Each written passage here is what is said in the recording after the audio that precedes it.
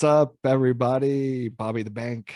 Check it out. We just did an amazing episode with Bryce, Thugnasty, Mitchell, 14-0 in the UFC. Hell of a guy. Fun conversation. We talked about fighting. We talked about the mental game. We talked about a little bit of world politics.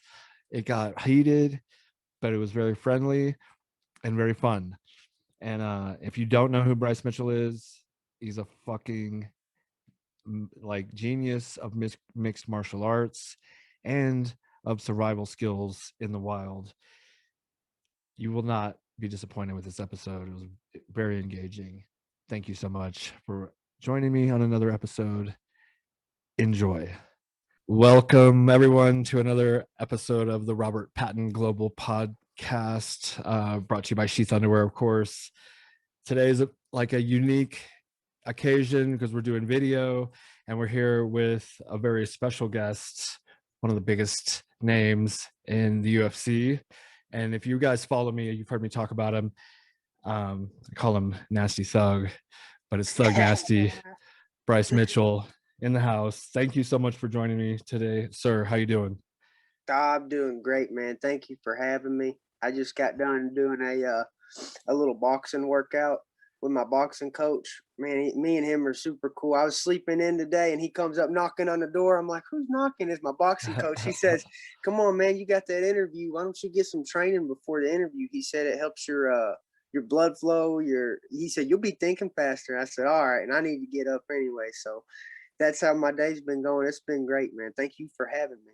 Thanks. Yeah, I've recently got into boxing and I love it. It's, like the cerebral aspect of it. Most people think it's for like barbarians and you don't have to just throw your hands and punch, but there's a lot of technique. You got to learn the combos and you're not just throwing your hands, you're using your mind a lot, which I like. Yeah, and I'm as much footwork as I am handwork. I really my boxing coach especially emphasizes a lot of my footwork because that's what my defense is. Because I'm a little bit longer, like taller. Usually, I fight kind of musclier guys, and I have to move. I have to move laterally. I have to move in and out, especially against guys who are stronger like that. Dude, you are so sharp. Every fight I've watched, you're like pinpoint accuracy, like you're shooting an arrow in like a bullseye. And when you hit, you're not missing wild. It's very impressive. I love watching you fight. I'm a super fan of the UFC and you ever since you went on the microphone and was like, Donald Trump, if you need security, I'll come up there and whoop your ass, whoever's asses or That's whatever. right, brother. For free too, man. Yeah. I do it. I do it for free. I was pumped. I was pumped on that one. I was like, I got to talk to this dude. Yeah, man. I appreciate that. Was that was a fight in Washington D.C. I was up there in D.C. and I knew Donald Trump was watching, and I know he needs some backup. He's got all those dudes trying to take him down. Yeah, he's got some haters. He needs some backup, man. But yeah, the accuracy, man. I appreciate that you noticed that, and I always try to be accurate because when you miss, you're vulnerable. The cobra is most vulnerable after it strikes, dude. And so if you miss, you're vulnerable, and so that's always been in my head. And it was about maybe 6 months ago, somebody sent me a statistic, and I'm not what you would consider a striker. Actually, people on the internet they make fun of my striking, because it's very meticulous and a little bit different. And usually the goal is to get the opponent down, and sometimes I can't, and I rearrange that goal mid-fight. But a lot of times I'm not even trying to strike, and my accuracy was the third highest in the UFC. Damn. And the other two above me were two strikers. And but I just thought that was crazy. But that's a reflection of my style. That's not that's a result of how I strike. It's just I don't like to throw wild, and unless you have to. Sometimes you could you might have to. Might call that's the only thing that you could win. If that's what I thought the only weapon that I could win with, I would throw wild. Yeah, but, like Gagey or something. No, but you are precise, and the fact that you said Cobra, I wrote down, like, I was going to ask you what your spirit animal was, and because in my mind it's like a snake, because of that just accuracy. They're not missing off to the left or right, they're hitting you right in your ankle or So wherever. the kung fu, I've been training a little bit of kung fu. They study the animals and insects to learn how to fight, and kung fu studies five animals. One of them is the cobra, the tiger, the crane, the mantis, and the monkey. Mm. And each of these animals, they studied them because they bring a unique skill set to how they fight their opponents. Like the crane, it was the master of elegance and grace and balance. The crane can balance on one leg. Mm-hmm. And when they fight, they like when the kung fu masters imitate the crane, they peck at the eyes like the beak of a crane.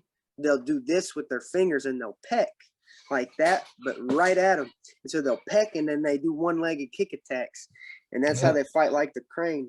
So Mm-hmm. there's a way you could imitate a snake, and fight like the cobra. The tiger is known for just raw aggression, the eye gouges and the grabs to the throat. So if you want to bring out the tiger, you just kind of scratch, claw, go for the eyes, and go for the throat, and that's tiger kung fu style. I noticed And some then guys have that because they're like, it's like a slap. I mean, rarely do you see people slapping in the UFC, but to me, when you just described the tiger clawing, I think it was Kevin Holland that I saw. I mean, very unorthodox striking, yeah, which was like, it's like you have all these angles, but this isn't a punch. It's like but a slap isn't nothing. a slap is very effective, and the advantages of a slap over a hook, like this knuckle is all jacked up here. I broke it in my last fight. I was throwing a looping left hook, and I hit the hard part of his head. Well, if you Oh, throw an wow. open hand slap, you're never going to break your hand. You actually have this much surface area. You can hit anybody with from here to here. Whereas when you're hitting with a knuckle, you're usually aiming for this area, and that's it. You're hitting somebody with something this big. It's Yep. your two knuckles. If you open Right. up that slap, you got more surface area. It's a natural parry too. So if they were to throw something in the middle of your punch, you could catch it with your open hand easier. You could. Yeah. It's Grab more their defensive. arm or whatever. Yes, you could grab their arm. It's more defensive in nature. It's more accurate. It has more reach. When you extend your fingers, you can reach further than you can with that. There's a lot of advantages to now. It just doesn't have the concussive uh, blow like like the knuckles do, because it focuses all that energy into a small area. Like if you were to aim these knuckles on the temple, all that force into a small area that's soft, that's a knockout. But if you cup your hands, I know a guy who served in Nam. He got in a bar fight in Nam with a Viet Cong, and he said he ear cupped him, double ear cupped him, and head butted him, and the fight was done. And I believe this guy. This guy is he's I mean his word is gold, and Yeah, he he wouldn't uses make that up for no reason, probably. no. But Yeah. if you cup the hand, if you're slapping, if you're aiming for the chin, it's okay to just open hand slap. But if you're aiming for the ears, you cup the hand, and it will form a vacuum around the ear, Mm-hmm. and that air will compress right there. And I mean Pop your that's eardrum, probably yes, something. open hand techniques are just as good. The only reason you see a lot of hooks in MMA, in my opinion, is because the glove.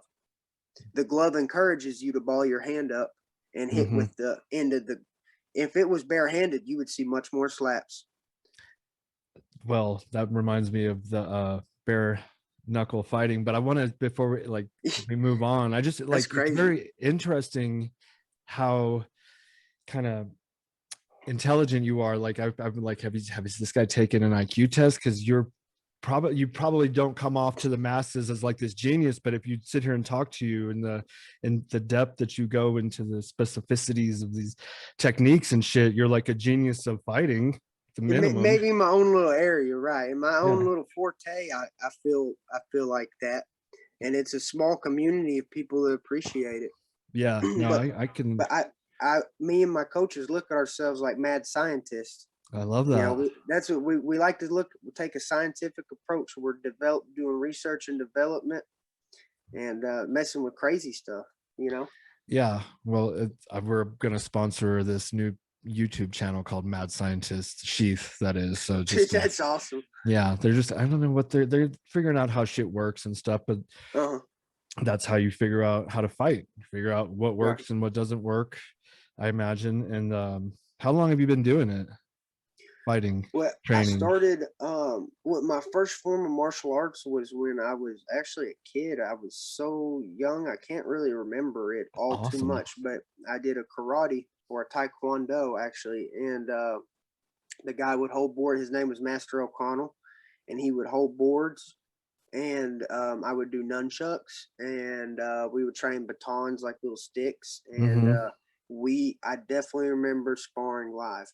Wow. Yeah, hits to the face, and because I remember being scared, that's how I remember it. Because I can't remember nothing about sparring, but I remember one day in particular, there was this guy, and he scared the shit out of me. He was because I was a little kid. He was way bigger than me, and Master O'Connell was like, "Get in there, get in there, get him, Bryce, go, don't hold your ground."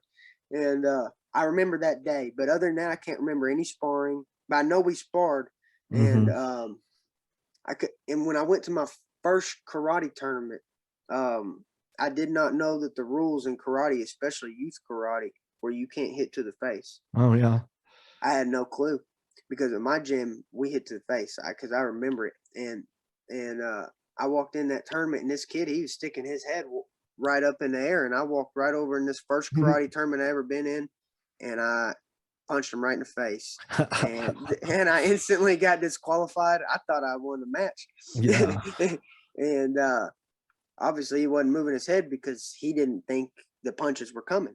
And Yeah. I didn't know, and I was a little kid, and they didn't explain those rules to me good, and that was my first karate tournament. And then when I was older, um, I got out of the karate and started doing other sports. But then I started wrestling and doing backyard training, and then eventually I went into a legitimate MMA gym and started doing kickboxing and Brazilian jiu jitsu. Nice. And It just actually the first gym that I went into, it was bad. It was bad news that it was the guy running it, was under some drug usage, yeah. questionable, Yeah. questionable. I was a kid, went in there, and he Yeah. taught pretty good stuff. He could whoop my ass, Mm-hmm. and I didn't know where I was going. This is before I moved to Coach Willie. Coach Willie is like my head coach, and because there was two gyms in Cabot, and I went to the one where the guy who's kind of a little bit, uh, he Suspect. was a little bit suspect. He could kick ass, but he was a little suspect, And I Yeah. went over there first, and his gym only lasted 3 months since I Good. got there. But for that 3 months, I trained with him, and I almost killed a guy at a tournament under his training. And Jesus. yeah, Ugh. I, I mean, it He was was like the Cobra Kai version of like Karate Kid or something. yeah, What? this shit was crazy. I mean, yeah, No mercy. he told me to do illegal moves, and I did, and it broke the guy's back, his L1 through Oh L5 my vertebrae, and god. cracked 12 ribs. And I mean, I almost killed this guy doing a move that I thought was legal. Wow. Okay, That's got to be because scary. Yeah. For I mean, you. yeah, I thought Yeah. that was the move was completely illegal that I did, and so I trained under that guy for about 3 months, and in that 3 month period, that's when I went to that tournament and hurt that guy, and looking back at it, it sucks because I have a lot of guilt about it, but I also did not know, and I know that was not my intention to do something Right. illegal. I literally Right. thought that's what the goal of the sport was. I thought that that's what you went in there to do because my coach told me, yeah, go in there and slam that guy as hard as you can, and Dang. that's what I did, and so and then like I said, that gym shut down, and I went to William McLaughlin, who's my head coach to this day. Well, okay, so what you just said about you didn't mean to do it, it brought to my mind occasionally a champion um, will strike an opponent while they're down with a knee to the head. But they Yeah, don't mean to do absolutely. it. You know what I mean? It's just like, I know Yeah, you didn't mean to. I mean, you meant to kick him, but you thought he might have yeah, been up or whatever. It's this yeah, weird heat of the moment. And I always feel bad for them for throwing it. And then the guy who got hit, like now Aljamain Sterling is the yeah. champion. and that's weird. It's like a weird. And yeah, it is. And Aljo's a good buddy of mine. We've trained. I lived up there with him for a couple months, so he's a buddy of mine. Yeah, Let me no, I tell like you him. why. I've always liked his I do too. personality. And I like Peter Yan. I like his style. Yeah, that guy he's a tank. Yeah, and he's got those fists. He is. But what I think, my understanding from looking outside, what I think happened, and I think I'm always right all the time. I'm biased, but I can almost give you 100% positive on why that happened. And because Aljamain wouldn't get up, or what? No. Okay, sorry. Aljamain might have been. Aljamain probably was fatigued and literally probably didn't have that strength to burst up like he wanted to. Yeah. And he was fatigued. He was breaking, physically. And so that's why he wasn't getting up from there. He probably couldn't, Yeah. Because he's in good shape, man. Of course. But for him to be down like that, he's got to be fucking done. He's got to be toast. And he was. And I think it was getting ugly for him. But check this out. There's these new fucking rules. And I don't know if they're called the unified, the ununified, the this, the that. I don't know. But before the fight, I shit you not, they'll come into the room and they'll say, the ref will say, I'm going to tilt the thing down. So say that this is the table, it's the floor. The ref will come. I'm not shitting you. I'm not shitting. I'm not saying no names because it's happened multiple times about multiple refs. The ref comes in the back of the room 30 minutes before the fight and says, okay, I'm going to go over the unified rules. No spikes to the back of the head. This here is all, back of the head is illegal. If it's touching the ear, it's legal. Now, when you go to the ground, a knee opponent is a knee to the ground is down opponent. This is not down. This is not. This is, brother, whatever they're doing, they're all fucking idiots. Every fucking one of them. I've literally been told before a fight that this is not a downed opponent because their weight's on their fingertips. Yeah. See, the weight's on the fingertips. They're not truly bearing weight. And then this is because the hand is bearing weight. Now, if you want to get real fucking scientific with me, if your hand is touching a surface, there's contact with it. It's bearing some of the weight of your fucking hand. I'm not going to sit here 30 minutes out before a fight and argue with the ref and say, hey, who gave you these rules? This is illegal. This is illegal. I'm just going to default and I'm going to say, hey, if it's even close, I'm not throwing it. Yeah. But guess what? If you're Russian, if you're Peter Yan, and you got a translator who barely half fucking ass understands what you're saying, and then he half fucking ass translates it to you, and he says, "Oh, Peter, this is down, this is not, this is right. not." Oh, Peter, yeah. Peter don't know what the fuck to do, and Peter's gonna kill you if he gets a chance.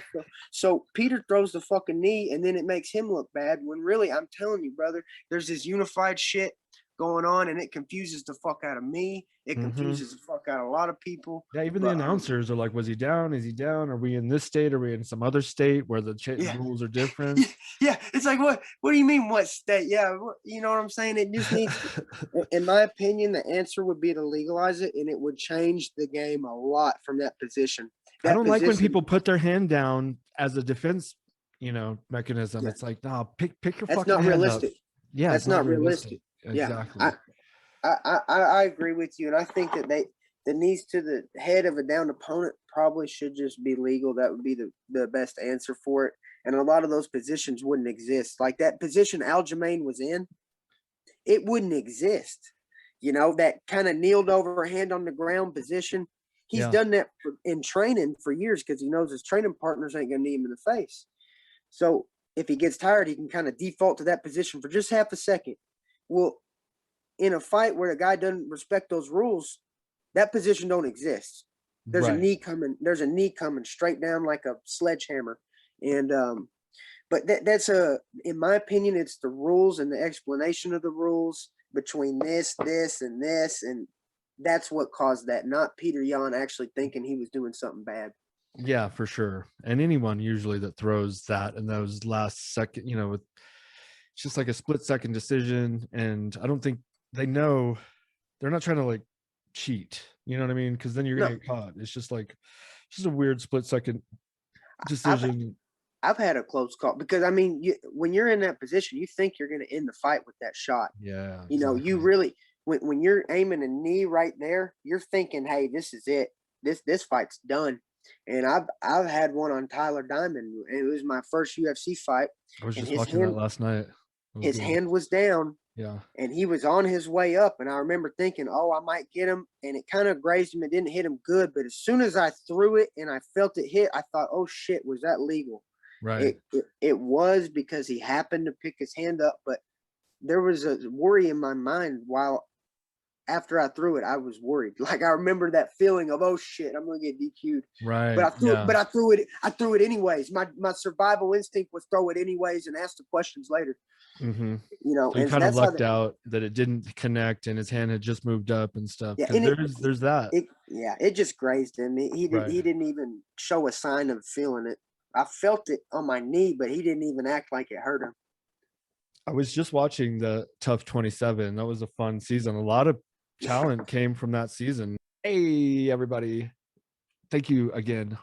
I wanted to take a moment to give a shout out to our sponsor. Of course, we're sponsored by Sheath Underwear. You know Sheath Underwear. Use promo code Sheath at sheathunderwear.com and save 30% off any and all products. It's pouch underwear. Keeps your boys off your legs. You can't lose when you're wearing Sheath Underwear. Everybody's a winner, just like in team sports. When you're a kid, Sheath Underwear is the same. Everybody wins. Socialism of underwear. We're all equal, equally comfortable. Enjoy. Also, we are brought to you by ohanakavabar.com. This is a package. I should have a cup of it. I should be drinking it. Here's a tincture. It's called ohanakavabar.com. The product is kava, Kava. It's a root from the South Pacific. It makes you calm and relaxed. It's very subtle. You won't even know you're like on something, and next thing you know, you're just feeling nice and good. There's no mental inebriation. You will just feel calm and relaxed. They call it an herbal Xanax, but I call it a good time. If you don't know what it is, don't go trying to find out. But if you've heard of it and you want to try it, give it a shot. Use promo code Sheath, save 5%.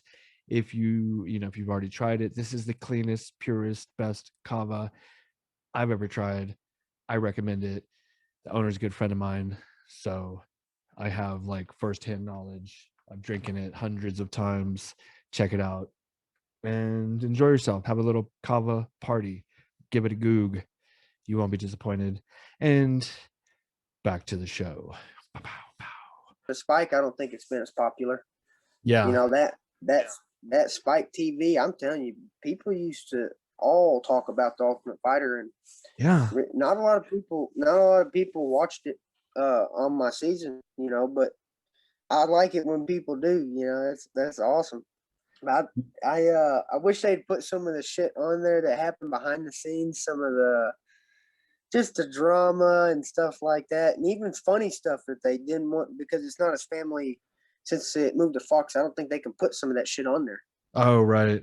Yeah. Spike was more relaxed. Used to be getting all drunk and breaking shit, and you know. Right. The most drunken debauchery they didn't even put on there on the FX. Oh. There was some straight up debauchery going on. Like, can you tell us anything good? There's dude, he lost his fight, so he fucking tied his shirt on his head and he wrote Thug on his stomach in Sharpie. Yeah. There was jumping up on the tables and walking around on the tables and the stove and the countertop saying, fuck all y'all motherfuckers, and throwing shit, and I mean, just going nuts, just literally going nuts. And they didn't put that on the TV. Yeah, I didn't see that. I mean, that sounds like either Delaney or I don't know. Are you friends with any of the guys like Gunther? I like all of them. Yeah. I haven't talked to him a little. I think I might have said something to Joe the other day on Instagram. I think I messaged him, but of course Luis is a great buddy of mine. Luis Pena, that's the guy you were shooting the arrow off, the apple off the head. You missed, but you were so close. Those were really good shots. That's the story of my life right there, dude. But bro, yeah, I was and then afterwards I did nunchucks. They didn't put the nunchuck routine on there, bro. I did a killer nunchuck routine. If you would have seen the bow and arrow with the nunchuck routine, you would have won. Well, it was Gunther still beat me. Gunther was won. Funny. That was funny. That motherfucker is funny, man. And what's funny about Gunther is he was trying to, like, as hard as he could when he first showed up on the show, to not talk to anybody, to not to just like be completely distant. Like he was scared to talk to people and open up. Maybe Kind of he seemed like thought, you a little bit too. You seemed like you were a little bit standoffish at first. No, well, on the show. it took me a little while to get to know everybody. Yeah, As soon as I got to know everybody, I really liked everybody. I'm not even just saying I liked every one of them. There wasn't one of those guys I didn't like. yeah. Uh, they were all good. But And but Gunther, you Gunther, said, yeah. he didn't talk for 2 weeks. He Oh didn't my say god. shit. So you get this guy, this big old handlebar mustache. He's pretty buff, you know. He's kind of got this wide eyes. Gunther's is wide eyed.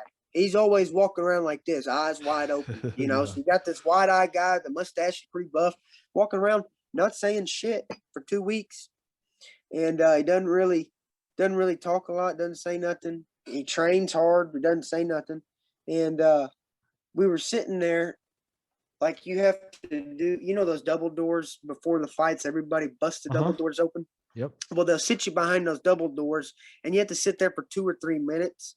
And I think they make you sit there for 2 or 3 minutes to kind of try to get you stir crazy, kind of get you all riled up like you want to fight the other team.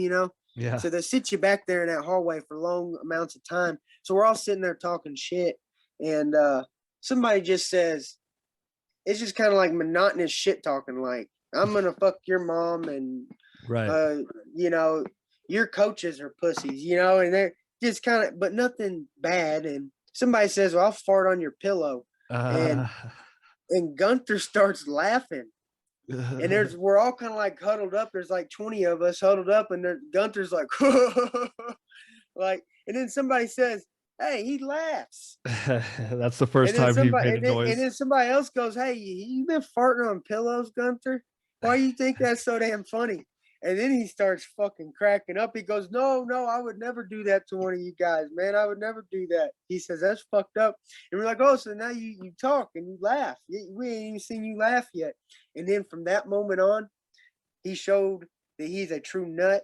And I fucking love that guy. He's hilarious. From then on, he would walk right up to you and talk to you. He would he just didn't feel he wasn't shy after that. He just started talking to you and shit, and he's interesting. He's a nice guy. Yeah, I was kind of rooting for him at the beginning of it all, but he just didn't really have that skill requirement, I guess. He's legit I'm sure crazy he'd tough. beat most He's, people in the world, but you guys, well, the what I next heard level. from what the rumor was going on in the show, you couldn't knock that guy out. He just, like, he'd take every hit, and he just, like, he was he's crazy tough, like, straight up, like, It fight was to a the death that was a type good tough. season, though. I mean, like all the talent and all the little, even if they cut some of the stuff out, because if anyone doesn't know, Yeah, Gunther was the guy who was like training alpacas, and he would tackle them, and he would, he was basically an alpaca tame, like whisperer or something. The dude, alpaca my whisperer. favorite thing that I saw him do was training on a tree. He would be Yeah, hitting the tree, and then he would try to tackle the tree, and he did that for like 2 hours one day. He was yeah, sitting out there just hitting the tree and then tackling it and then hitting the tree. And I was like, man, that's actually good technique, because that tree, it ain't going nowhere. If you can train yourself to hit that tree, when you hit an opponent, they're going to feel like, nothing. right. Yeah, they'll actually move and budge. You'll actually fucking move. Yeah. So like you went did you go from basically, not, you weren't like a nobody because you had titles already. I think you had like 7 titles before you went on the show. Is that 5 titles? I, I mean, I still even think I'm a nobody in MMA because, I'll never get talked about, but I like being like that because that's like the story of my life, and that's what's going to catch people from surprise when Mm-hmm. the nobody contender goes to dominate the world champ and make it look easy. They're going to say, "Who was this guy? Like, where did he?" Because I had 14 amateur fights. I was 13-1, and none of them went to a decision. Even the one that I lost, it was finished in the first round. And that guy, he beat me because he had more skill. Mm. He just plumb got me. He was a black belt and I was a blue belt at the time, And I didn't fight him smart. I could have beat him, but not the way that I was fighting him. I would have had to adjust my strategy, and I ran into a trap. But you take those 13 amateur fights, none of them even went past the second round, and they're all 3-minute rounds. So I did 13 fights. Most of them finished in the first 3 rounds. Very quick, efficient fights.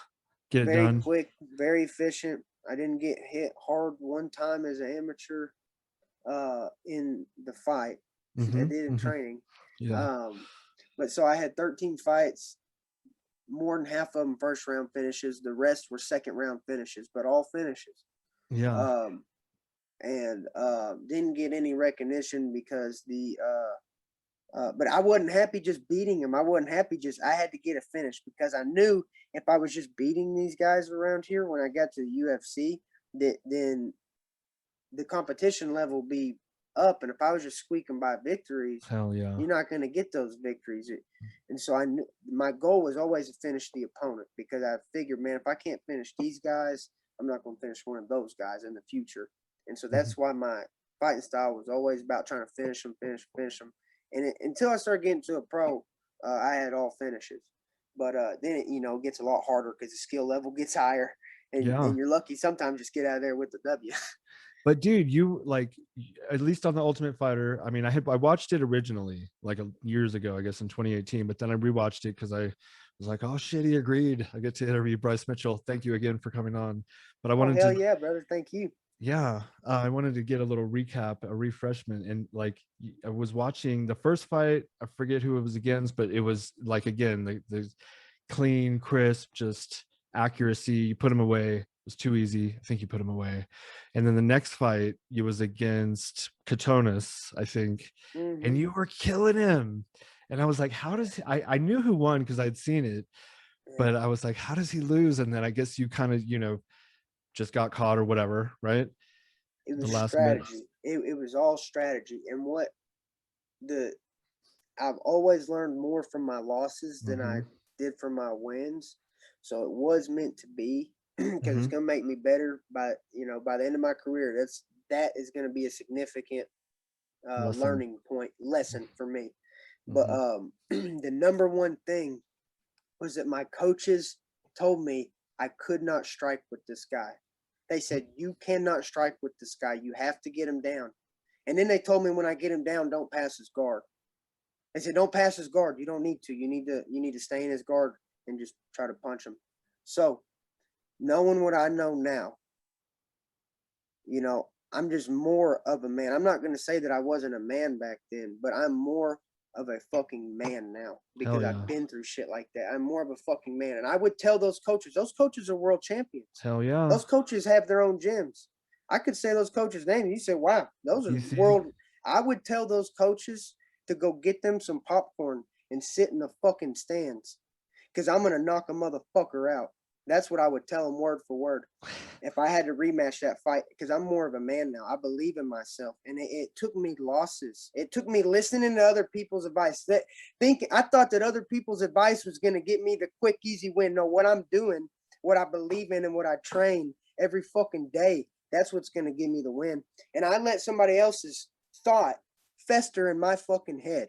Their disbelief in myself, I let it fester in myself and manifest itself in a fight. I thought I can't strike with this guy. He was wrong. Even with that belief, I outstruck him. Even with the belief in my head, I can't outstrike this guy, get him down. I still outstruck. I watched the fight back and thought, wow, I struck better than he did. And I was trying to get him down. Imagine if I went into that fight with the full confidence, and that shit'll never happen to me again. It just, I wish I could go back in time and just tell them, hey guys, fucking watch what's about to happen. Y'all kiss my ass. And, I wouldn't even let him in my corner. Like you said, it was meant to happen though, right? It was meant to happen. But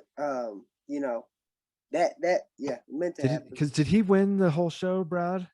He did. He went on to beat. So the first guy that I beat, he went on to beat Tyler Diamond in the semis and then fought Brad in the finals.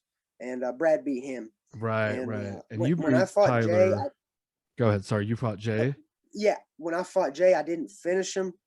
I call it the $2,500 grip on an armbar because on the show, if you finish the fight, you get $2,500. Yeah. And I did a bad grip on my armbar. I didn't control his hand, and Oh he yeah. turned his hand and he got out of that armbar. I almost finished him though. I had Yeah. that arm extended, and Jay, he rolled out of it because I didn't have proper grip. I didn't have that $2,500 grip, Yeah. and but I remember cranking that armbar and just thinking, wow, that's because at the time, shit, that's still a lot of money, but at the time, that was like a shit ton of Everything. money. Yeah. Right. Everything. So I would just remember right when he got out of that armbar, I thought, fuck, $2,500. So I remember thinking that. And that's why I come up with that new grip and call it the $2,500 grip. That's funny. Okay, so you didn't. Yeah, I guess you didn't. I would have remembered if you finished him because you do get that bonus. Yeah, And I mean, that arm was stretched out all the yeah, way, and he fucking turned and got out at the last second. But like I said, that is a learning experience. That's right there. You got to have your proper grip. absolutely. I mean, it'll be fun one day probably to see you and Brad get that rematch for the belts or something, or Yeah, whatever. I think he UFC, he went on a little skid there afterwards, Oh, and did he? I thought he won a couple of fights. No? I think he won 1 to 2, but might have lost 2 or 3 in a row. They cut him pretty, Oh, no.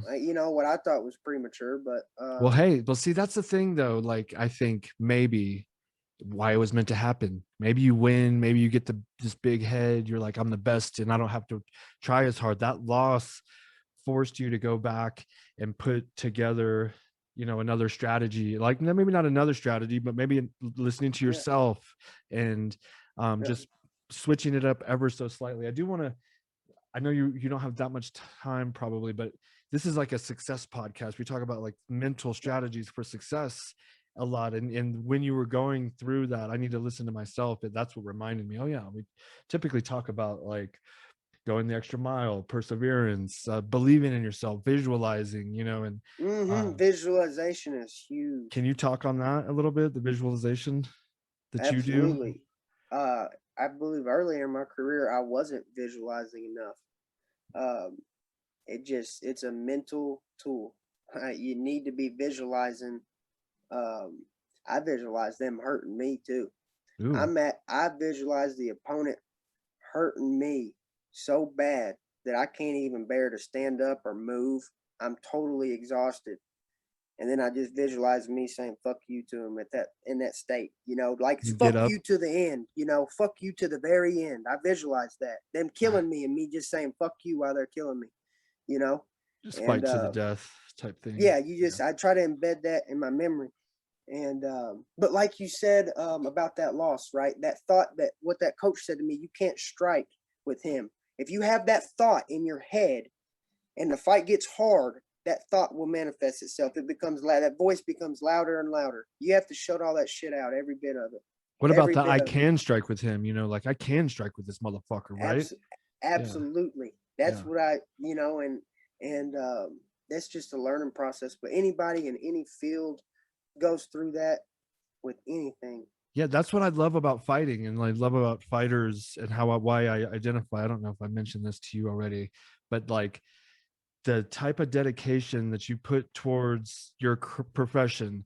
If anyone did that for any of their professions, they would be Mm-hmm. one of the best ever. And that's how I feel like I have a fighting spirit from just my heart in general. I just have that fighter's heart when I apply it to business, and I get up every day and I do what I can to push this company forward and help more people. I love fighting, and I love that I get to work with fighters and sponsor fighters, and now I'm talking to you, and I've got to meet Cowboy and all, Hell yeah. pretty I cool like Cowboy. cast. Yeah, and it's like it's the people I like. It's like, who He's do you cool as like? shit, man. Yeah. I mean, he's cool as shit. Like, I didn't even know him, just sat by him, started talking to him.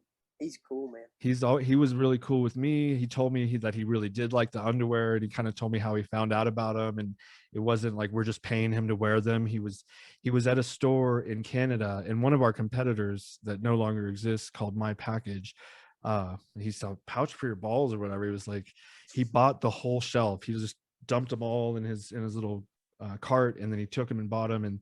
And then he was wearing those before he found out we were sponsoring Tisha Torres, and then we ended up sending him some. Anyways, he said he really liked them, which was cool. That made me feel good. What was my point? I guess he's just oh, we're doing a collaborative underwear with him, like a BMF sheath pair. So that's pretty cool. That's how much The he bad likes them. motherfucker ranch. Hell yeah. Yeah. Man, I And like that whole philosophy he's got over there. He's farming. yeah, He's farming and training. I mean, yes. And it's all about it. I mean, and because they go hand in hand, you can take that work ethic back and forth, and you're still kind of working out, if you know, to an extent, right? Oh yeah, Oh yeah. absolutely. Um, Absolutely. okay, and I want to do, yeah, I get. Oh, so when you said I'm more of a man now, you know, like Yeah, when I went through basic training, I was 26.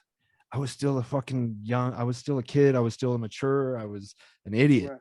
When I got Yeah. out of basic training and I saw, oh, okay, I stack up to my peers. I actually beat them all in physical fitness. They're shooting, fitness, leading, and some other thing they base your, give you scores on. And I beat everyone in physical fitness. And I'm like you as far as I look like a normal person, nothing particularly gifted. I'm not like taller or stronger or anything, but Yeah, we ain't like Francis Ngannou's. exactly.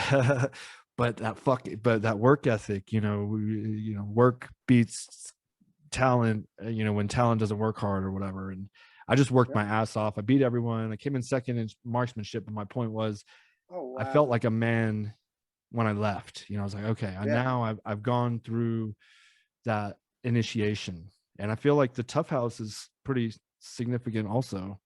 I mean, absolutely. But hell, is probably about the same damn thing. Y'all was just shooting a lot more rifles than we were. I mean, that sounds really. How long was your basic? 13 weeks, I think. Was that Marine? No, it was Army. Army? And Wow, yeah, that's awesome. it might have been 9 weeks, and then if you added the AIT, the Advanced Individual Training afterwards, which I was also honor grad, I really wanted to do well in the Army, and I did. I was they called me a super soldier. I gained rank really fast. Dude, I went that's to badass, air man. assault school and warrior leader school. I went on 2 tours to Iraq. The second tour I was the NCOIC. I took a team of 5, came back with everyone healthy. That's good. Yeah. And then I know IEDs are bad over there. I heard a lot of people get blown up over there, man. That shit is just sad, man. We were some of the lucky ones. They say all gave some gave all, so everybody, you lose a little bit of yourself going over there. I'm not the same person. I don't sleep as well as I did before. I was an innocent young baby, and then you see all this death. Oh yeah. Yeah, and like a lot of it. But wouldn't change it, trade it for the world. I enjoyed, well, it was a part of my life experience, and it made me kind of who I am today. And I had the idea for Sheath when I was on my second tour, and would I've had it, I don't know, but like you said, everything happens for a reason. And just keep a positive attitude. I like to say we keep a positive attitude, whatever happens, find a solution to whatever obstacles present themselves, and then just keep moving forward. And I'm trying to bring up as many people as I can with me for the journey, Right. Yeah. And you're like part of it in a way, like just right, I appreciate you working with us and stuff. I appreciate you, brother. Yeah, when I'm hanging out with my coaches the week before a fight, it just feels like battle. It feels like we're in the trenches in Germany in 1944. You know what I mean? It that's what it feels like. Right. Like I got that much trust for my coaches. When you talk about that and you say all your guys came back home and stuff, that's I can tell you probably have that same type of camaraderie. You got the same feeling. I get the same thing with my little, network of people, man. Yeah. And now, I did get out because at some point you're like, okay, I don't want to go back again. Sorry. But, shit, yeah. Shit, yeah, man. But I had the idea for Sheath, and then I was gonna say I basically started my own little army. I have my team and I'm the captain, but I work for them. Like I care for them and give them what they need. And they give me what they work for me. I'd make sure they can have everything they need. And that's what I learned in the Army as a sergeant. You kind of lead from the front and take care of your soldiers, basically. Wow. So you were a sergeant? I don't Yeah. actually know the ranks. I don't know any of them. I know there's like a E5, E7. I got a buddy who's I think he's a purple belt, and he took an E6 or E7 test, and he actually had to do paperwork for it. Yeah. You got to go in front of a board. I made E5, which is the lowest level sergeant you can get, but it's a sergeant, and it was awesome. Like to make that go from a specialist or a private, to a sergeant was significant, and I have it tattooed on my chest. I mean, I've got my rank on my chest, and I'm proud of it. And there's not everyone makes it to the sergeant, so that was pretty cool. And I'm glad I did that. And now I'm glad I'm out and I'm here. I'm working with lots of cool fighters. One of them, and I'll let you go. I don't know what time it is. What time? You're all right, brother. We're coming up on about an hour. Man. You're the man. I've set aside some time for you today, man. I'm good. I'm enjoying it. The last time I saw you, go ahead. I could ask you questions all day about service stuff. I don't like the wars and stuff. I don't like the fact that people are over there dying, but I am fascinated by the stories, the heroism, the bravery. What can I learn from what they went through? My favorite war of all time is definitely World War II. I love that shit. I love that we went over there and fucking kicked ass, Yeah. And I love the M1 Grand. I'm obsessed with M1 Grands. I like those M1 Grands. Call of Duty. Yeah. Oh, real one. Yeah. I like the real ones, bro. They're badass. And just everything about World War II is cool, man. Just fighting evil. You know what I'm saying? I'm all about fighting evil, fighting for what you love and fighting evil. That's probably just embedded in me from birth or whatever. It's funny because when we were in basic training, it was all from morning till night, you're doing some sort of work, right? Or eating or no sleeping, a lot of work. But towards the end of it, to get us pumped up, there's this docu-series, and it's not a docu-series. It's not We Were Soldiers and the boys or the band or Band of Brothers. Band of Brothers. Yes, Band of Brothers. And they had us watching that like at night, kind of just to get us ready. Because I was in Iraq. Absolutely. I joined in January 2006. I was in Iraq by like July. So I went through basic training. I went through AIT. I went to my unit, and we went to Iraq. And within 6 months, I was there. Just they call it brainwashing, call it whatever. They made us ready. I was ready, and I wanted to go over there, and I wanted to do my job. Now, after 5 years, I was like, yeah, what are we doing here again? I bought in hook, line, and sinker. I was watching the towers fall, and I was like, definitely patriotic. Still am hugely patriotic. Oh, yeah, man. Yeah. But there's, nobody's perfect. No country's perfect. Do we make all the best decisions? Probably not. And we are where we are, and I'm still patriotic. And I think it's time to pull out a little bit, maybe. Me too, brother. Well, I think World Trade Center 7 fell too fast. Oh my God. That's what I think. Hey, I'm the crazy MMA fighter's been hitting the head too much, but when they find molten steel under World Trade Center 7 and it falls free fall for a couple floors, got a couple questions. I'm with you, dude. I didn't see that until after I'm already in the Army, and I'm like, well, fuck, dude, I'm already in the Army. Absolutely. Hey, brother, how old are you? 42 now. Brother, I swear by it, if I was your age, I'd be right there in them trenches with you, because I was pissed when I was probably like, I remember watching it. I remember seeing it on the TV and instantly just getting mad. Yeah. Oh man, we're good. Who did this? What the fuck? Who would kill all these people for nothing? And took me a long time to I started looking into the World Trade Center 7 that fell, and some of it, and it just looks like a a political mess to me. The further that I look into it, it looks like a planned event. But like I said, For as soon as oil, I I say mean, that, for I'm the money. crazy MMA fighter who's been hit too many Well, times. you have to preface that because otherwise you'll get canceled. Like, yeah, we're just saying we're crazy, okay, but yeah, Yeah. something's a little bit fishy. I'll tell you that. Something, Well, and you follow the money when the Halliburton exactly. when you got the Halliburton and the Dick Cheney going on. Hey man, it's 2 fucking plus 2.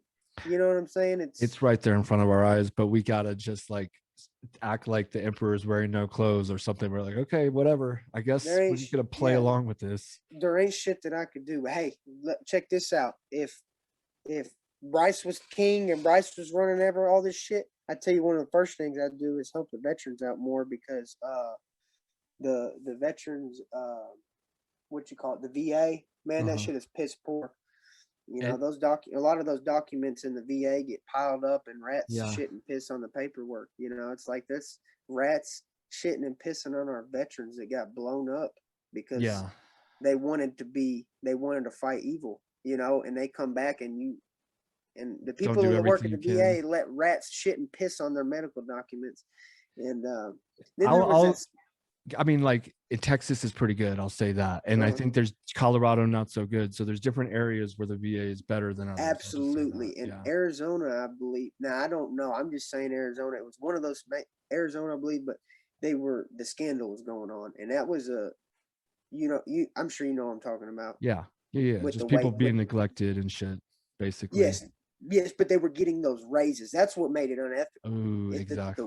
the workers were getting the raises, it Uh-huh. was the government was encouraging them to be lazy, It's and so and gross.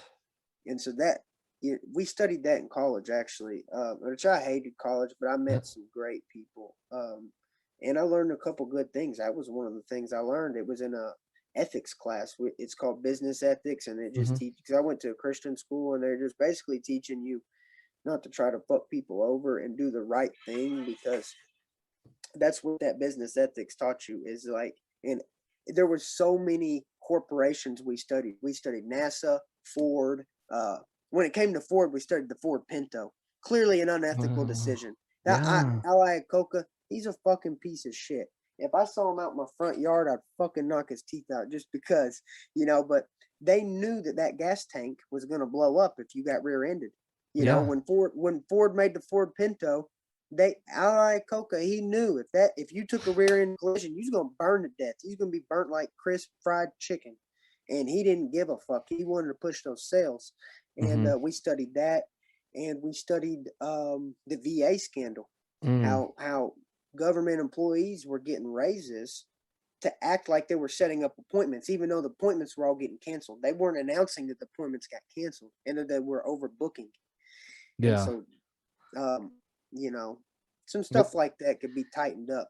If I, transparency? My yeah, if I was the king, I'd say open all the books. I want to see everything, and I want to be able to see it on my computer. I want to be able to yep, click, follow.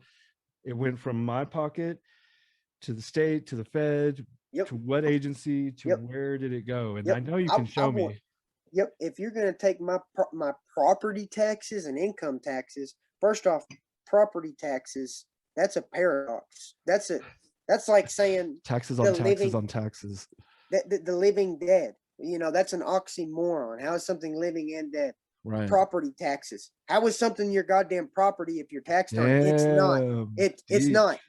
We don't own property. And then people don't understand that. We don't literally own property. Wow. We literally nobody owns property. That's And somebody true. can brag, they can say, hey, I have $1 million mansion. Yes, I did. I bought it in cash. I bought my $1 million mansion. Well, don't pay property taxes on that mansion and see what happens. The government's going to Dude. kick your ass out. The government owns it and you rent it for them at the fee that they fix. Yeah. And if you don't pay that fee, fuck your mansion. It's theirs. So we don't own property. That's true. So Fuck. yeah, we don't own property anymore. That's the essential basis of capitalism is private ownership of property, I freedom and know. liberty and justice for Liberty all. and But property. yeah, rights of ownership of private property. That's the basis of capitalism. You cannot have capitalism without ownership of private property. We do not have that. We are not capitalists. We're a bunch of fucking socialists. Communists are trying to take us over. They're trying to take our guns now, in my opinion. But Yeah. they've already got our ammunition. You can't get no Yeah, fucking ammo. it's very hard. And It's expensive. but you know, they took our property. We don't own property. We rent it from the fucking government. You know, they Freedom of own our speech, guns, they're taking all the rights, right? yes, and so like you were talking about, I want to know where my money goes. They call that earmarking, Mhm. like in government. So I want my fucking if you're gonna take a property tax from me that I pay a couple $1,000 every year just to fucking live where I live, uh, Wow. I want it earmarked. I Yeah, want it earmarked. I I want to know agree. that that $2,000 went How to about the if it goes veterans. to gender studies in Pakistan? You're right. And that's the shit that it goes to. I think that if they're going to do a proper tax on people, it ought to be earmarked, and we ought to know exactly where our money's going to. But that's not the case. Like you said, there's no transparency. Yeah, they're hiding that shit. Like, and now with Trump gone, it's just back to business as usual. Like, and that was Yeah. my big hope for him, was just shedding a huge light on Right. everything, showing all Right. the corruption. But everyone, Right. instead of looking at everyone else, they just looked at him, and it was this fucking Yeah. whole shit show, and it It pissed me was. off because they just blame everything on him. And like, I Yeah. was like, all this shit has been Yeah. happening way before Trump got here, but they're Yeah. no orange man bad. I'm Yeah. like, It's fuck. it's not a good look for the future of the Yeah. country. But what I saw is that this Mike Lindell was posting this stuff about later in the year they've proven that the election was fraudulent, which Hmm. to me it obviously was. I don't have to have Obviously. any proof. You just tell me that 500,000 people voted in a state at midnight. Yeah, that's Well, fraudulent. they covered up all the anything negative. All the news stories conspired against Trump by not publishing anything. I mean, we're just preaching to the choir, I think, me and you, but like, Yeah, they all the Biden shit, they just covered it up, like the yeah, laptop. I mean, if you would, it would have swung it by yeah, 40,000 votes if they would have known, hey, this guy is like making deals with China and Ukraine, and his dad knows, and blah blah blah. But they just squashed it, and then everyone yeah, knows. yeah, yeah. I'm with you, and um, you know, I think that it's just going to play. What I really think is going to happen, it's going to be a long, shitty process of getting somebody good in there.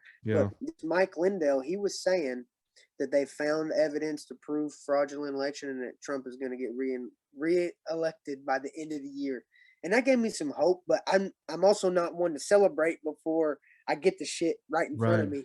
No, And I so, know. but I heard that news, and that's a little bit of hope. But that guy that said that, I guess his name was Mike Lindell. I've heard of him, Mike Lindell. Oh, he's the Pello guy. Yeah, he was getting sued big time for some stupid shit. They sued him and he Yeah, countersued, and yeah, but it's fucked up. that's where that information Well, came that's from. But I don't know well, how true it is. yeah, we don't know, but like that's what's fucked up is he was pro Trump. He gets pretty much canceled. Yeah, I went back and deleted anything on any of my social media. I hate to say, be like that, like a bitch or whatever, but I had to go. I deleted anything because I heard they were canceling people's Facebooks, and I got into it with some people in yeah, they're trying 2016. to. And then I was like, okay, I gotta go back and delete some of this shit before they cancel me. Yeah, they're trying to cancel everybody, and Yeah. you know, I that's where I kind of like my decision to let my manager run all the social media because uh I don't even give a fuck. You know, if they cancel me, it's all whatever. But I Yeah. don't worry about it. But my manager does do all the social media, and his job is pretty much make sure it's appropriate because I don't trust in my skills to make sure I'm not offending people. Dude, you're white, And bro. Hey, you're already yeah, offended everyone right now just by walking around. yeah, I'm just kidding. and man, I said fuck it. I just don't even want nothing to do with it. And now I gave him that responsibility because I felt that same type of pressure. You know what I'm Yeah. saying? It's like Yeah. people expect you to post a certain way, do this, and my posts were getting banned, and Oh my they were God. taking them down. Dude, Yeah, and same. they Mine they wouldn't took down even my go post. up on Twitter. Like it was like Wow. it would say Yeah. something like, "Are you sure you want to post this or whatever?" I'm like, "What is Right. happening?" And then it would like put it in this weird queue as it's being reviewed or something. So I'm Right. like, something is weird. And so Yeah. like me and you, similar boat, probably. You're gonna just focus on training, focus on your profession and those Right. around you and those you can help. And I'm gonna kind of do the same thing and hope maybe in the midterms we can get the House and Senate back and blah blah blah. Yeah. Right. And when you talk about helping others too, man, we don't have to be like Jesus. You know what I'm saying? We don't have to feed 5,000 with a basket of bread. Like anything that you can do to help somebody else. I'm always looking for something that I can do for somebody else that doesn't. I don't have to bend over way too far backwards, but it would help them out a ton. If I can find that Yeah. a nice medium where it's something easy for me to do that helps somebody a shit ton, that's the kind of stuff I like to do. I love that. We're the same in that respect, because it's like when you're successful, you're doing well, whatever. Now what are you gonna do? I want to help people. Kind Yeah. of, that's You what I just want off to do. just doing what you can is that makes me feel good. Doing It something that I does. can. And like yesterday, I mean, I just had a great day yesterday. I got a free TV, a plasma TV. One of my renters, she said, "Hey, I'm trying to get rid of this TV," and just randomly, I get this free plasma TV that she don't want. It's like 10 years old, but it might still have a couple years left in it. Yeah, And good shit like that happens to me all the time. And I try to just sprinkle back a little bit of good shit yeah, randomly whenever I can, because exactly. I It it, comes it back to comes you. around to me randomly. You know, Hmm. I I'm believe in lucky. that 100%. Like, just give and you shall receive. Like, people make Hmm. fun of the Bible these days, but there's a really lot of good nuggets Oh, of wisdom absolutely. in there that you can take Oh, and make your life absolutely. Yeah. better. Ain't Uh, dang right, brother. well, you did something really cool today for me by coming on here. So thank you very much. I Thank think, you, man. yeah, I think we can wrap it up. I'm honored. Big fan. When's your next fight? Your hand's still getting Well, fixed, my or? hand is my it. It's still aching real bad. I feel like a 60-year-old man hand on it, but it's actually I can squeeze real hard. Just sometimes it feel that feeling you get when you jam your finger, Yeah, and it's like you can open and close your hand, but it just feels jammed, like you want to pull on it. And I get yeah, that shit the in that tightness, knuckle. Yeah, it feels uncomfortable. tight. Feels like for no reason. So I'm just kind of hoping that goes away. But if it don't, I can fight right No, now. I I say can no. I say do don't waste. open Don't hand don't strike. rush back. You know what I mean? Right. Like, with Cowboy. No offense, but I feel like he always took a fight, and that can be your downfall to an extent. Like, rest. You're I young. think that's obviously why he lost some of his fights, Yeah, because when he was at his best, brother, he was on fucking fire. yeah, And then there was some fights where he did not even showcase um, what I think is a tenth of his skill set. But right. I think it's because he was always fighting. He didn't, instead of having these big peaks, it was just like he just fight whenever the hell. And Yep, I don't think he's greedy. I just think he had a different strategy. But yep, for me right now, if I took a fight, it would be out of pure greed, because I yeah, don't need the money. yeah. I have everything I need in my fridge, and I have a little bit more to keep filling the fridge up for a little bit longer, for a couple more months. And when I fight, it's going to be out of necessity. Okay, yeah. Well, and I want you to be healed up. And last Yeah. thing, because I just thought of this, did the governor of Arkansas listen to you on the mask message for the kids in the park, or whatever, playing in the Yeah. park? Yeah. And Yeah. and here's why he's a rat bastard, Oh because shit. and I would have respect for him if he just, here's the route he should have taken in responding to it. He should have said, "You know what, Bryce? I think that I'm saving more kids by doing what I'm doing. And I think you're wrong. And you can disagree with me, but I'm not going to apologize because I feel I did the right thing." That's what he should have done. That would have been his best move. And I would have came back and said, putting kids in masks ain't the right thing to do. And that ain't your fucking call to make. That's what I would have responded with. That would have been the best thing for him to say. I already knew I won this battle by the time I called him out, because there's no way he can beat me in a debate about freedom and liberty while Right. he's taking freedoms and liberties from me. So I already know I've won this argument, Yep. however we go about it. And but he chose a different route. He chose the rat bastard route. And how a rat bastard wants to deal with stuff is just place blame on other people and say they didn't do it. And that's how that rat bastard responded to it. Wait, when that dude almost broke my arm in that first amateur match, I couldn't move my arm. It was numb and I couldn't move it. And so I wanted to go shake his hand and tell him he did good. So I used my left hand to pick it up and shake his hand. and tell him, hey man, you beat me fair and square. You got me. I did it with the bad arm. I couldn't even move it. Shook his hand with my bad arm just to let him know he got me fair and square, and there was nothing but respect for him. What Asa Hutchinson does is he points at his coaches and said, "Oh, that didn't happen. That didn't happen. Oh, it blah blah blah." He can't take responsibility. That's why he couldn't do what I fucking do, because he would break, he would point fingers, and he would fold, just like he folded and took our liberties because he got pressured by a couple of socialists that said, "Hey, Asa, your people need to wear masks and your people need to shut their restaurants down." He folded. I'm the type of guy, I'd stand and I'd say, if you want to come shut my restaurants down, send the military, because we're going to fucking fight you for it. And I would never fold under that pressure. But he said, in his own words, he didn't do any restrictions. He claimed that he didn't put restrictions on. That's because I went to the website, and the website actually issued a statement. There was an article where he responded to me.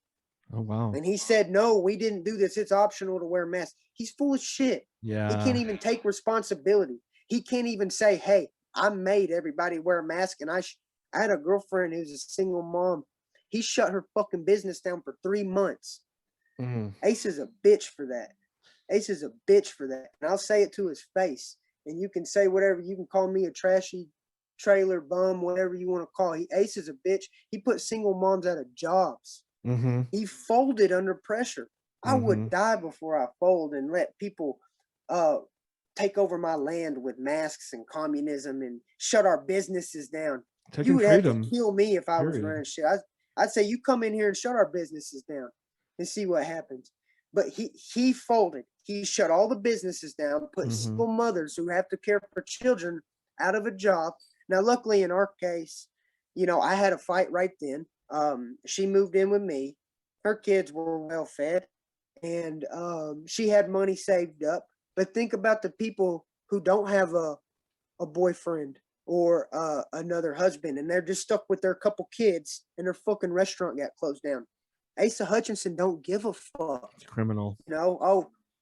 It's criminal. These guys are criminals, and I'll say it right to his criminal face. I'll say it right to his face. Making someone else take away their livelihood, it's just like you're taking away freedom in general. Fuck, dude. People want to die for this shit, and you're taking it away like it's nothing. Like it's nothing to go for you, and wear a mask while you're at it. What the fuck? 12 masks. So put on 12 masks. I'm very firm in what I said against him, and I kind of wish I'd have said more. Yeah. Well, hopefully, it blows over soon. But I was fucking Fauci, and it's all crazy. I'm hoping, praying for the best. There's really not much we can do besides just wait it out and hold our ground.